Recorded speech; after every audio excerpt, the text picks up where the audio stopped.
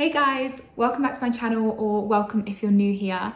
Today I am reacting to the Shein sort of PR statement they put out recently. I don't know if you guys have seen it yet. It's literally come out this week, and as soon as it dropped into my inbox I thought, oh, this is going to be so fun. So I thought what I would do is like react live on camera to what they're saying, and yeah, we can have a bit of a laugh because I have a feeling it's going to be heavy on greenwashing. So let's do it together. I haven't actually seen this yet. I've had like a really brief overview kind of view. So Shein responds to accusations made against it during 2023, of which there were a lot. So yeah, it's going to be interesting to see what they do address and what they don't. Okay, so it's an interview with the public affairs at Shein Europe. Okay, we are aware that some people may have strong opinions. I think that's a gross understatement. 2023, I feel, was the year when most people were introduced to Shein in a bad way. So it was really, like the interviewer says, a year of Shein bashing.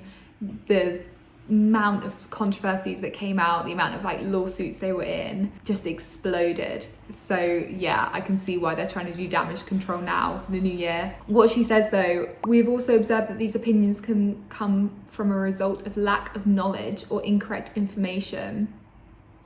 I think we have the information. So I think some of these like initiatives they're talking about to make themselves better known in Europe, some of them are linked to universities where they're offering like scholarships and partnerships with students, and this has had really heavy criticism, and I think for a good reason. Shein going to, you know, students, new designers who are, you know, unsteady in their work, and targeting them and getting them to probably sell their designs to Shein or work for Shein at a fraction of cost of what they could charge a regular designer feels very targeted to me. For example, many people don't realize that we rely on an iterative small batch production model, which allows us to produce on demand while minimizing the wastage of excess stock. This is true. They do use this like small batch production model.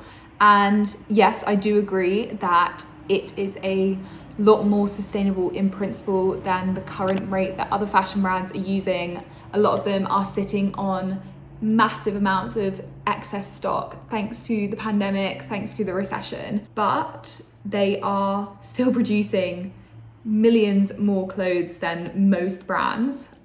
We all know the business of fashion graph, and the way they're doing this small batch production model can't be good for suppliers. They have to create so many more designs than a typical fashion brand because Shein are putting out small amounts of millions of designs. So suppliers are the ones that are constantly having to create newness every time, learn how to make a garment just to create, you know, 100 of them and then move on to the next garment. It's a lot of, you know, intellectual labor on their part. I don't know that Shein can call that sustainable or like highlight it as a sustainable, oh look at us, we're doing really well here for the environment. Similarly, many people are unaware of the policies and systems we have in place to ensure that our suppliers meet a high standard of health, safety and compensation in the workplace.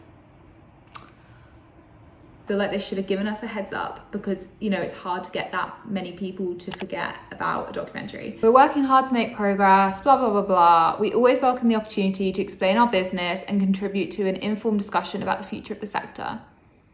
I mean, I think Shein is quite notoriously known as being really opaque.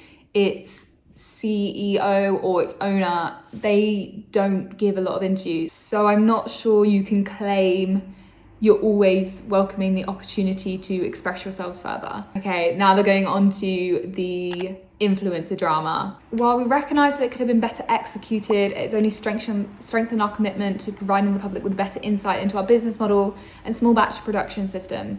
We're really leaving out a lot of what people said was wrong with the trip here.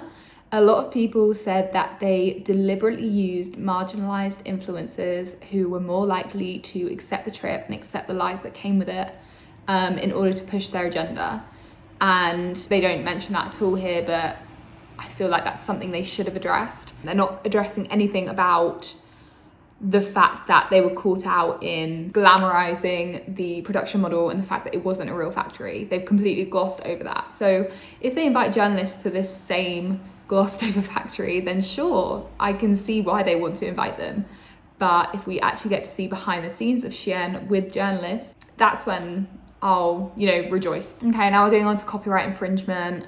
Shein respects creators and artists, as well as the intellectual property rights of others. Global team that ensures that the items listed on our platform are compliant and do not contain counterfeit elements. We also require our suppliers. Okay, there's a couple of things wrong here.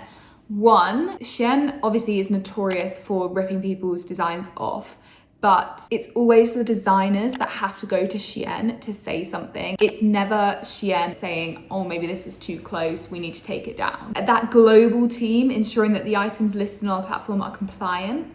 What are they doing until someone reports something, just, kicking their feet up? And the second bit is her specifically saying, we require our suppliers to comply with a code of conduct, certifying the products they're creating do not infringe on intellectual property rights. What is a supplier of a small factory going to do about intellectual property rights? That is not their role. That's your role as the company. It's just classic scapegoating. Like, this should not be on the supplier. What is the supplier going to do? You send them the designs. Okay, we're going on to temu or mafia-like practices. So I think what they were doing was talking to factories and suppliers they work with, I think mostly in China, I'm not completely sure, and saying, we'll take away our business if you work with Temu. She says, we have no comment to make on the June trial. As far as the December lawsuit is concerned, we believe it is without merit and we will defend ourselves vigorously. It's not like this is a small business that's suing Shein. It's, a company that's looking to follow in Shein's footsteps and even surpass them in growth. So I don't really have much to say about this because I don't actually know who to believe. In November, France's OECD opened an investigation against Shein. I can't remember what this was about. Let's quickly click the link.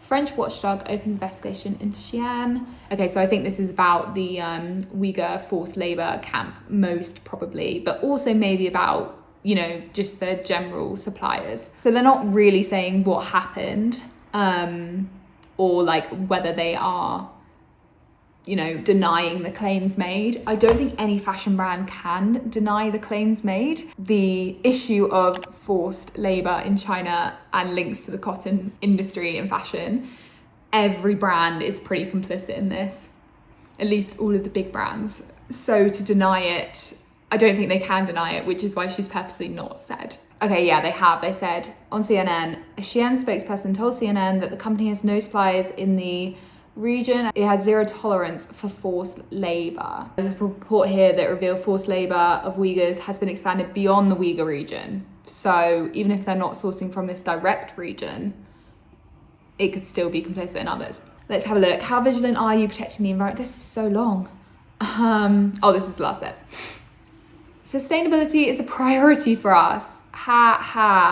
Let's have a look at the specific goals they've set. To become carbon neutral in scope 2 by 2030. Nothing about scope 1, nothing about scope 3. So these are the different parts of the supply chain. I can't remember exactly what each scope is, but the fact they're singling out scope 2 and not the others is quite a good tactic to kind of make people believe you're doing more when you're not. Source 100% forest-safe viscose and paper-based packaging by 2025.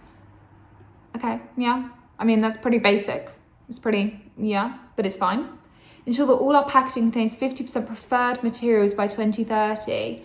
Does that not contradict the one above? I'm a bit confused by that. But also, the whole idea of preferred materials is just greenwashing. So blatant greenwashing, because what is a preferred material?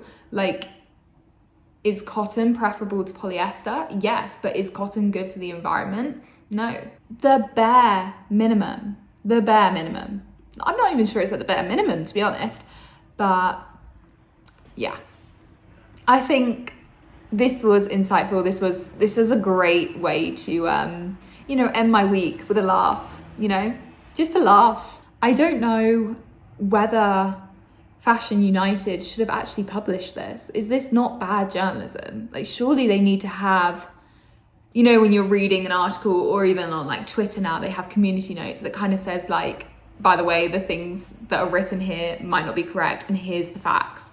Surely Fashion United maybe should have done something about that. Or even just, you know, showed the other side of it, saying like, oh, Shein claims that they have, you know, good working conditions, blah, blah, blah. But this Channel 4 documentary directly contradicts that. Overall, a pretty funny interview. I hope you enjoyed reading it with me as much as I enjoyed reacting to it. And I will see you in the next video. Have a lovely, lovely week.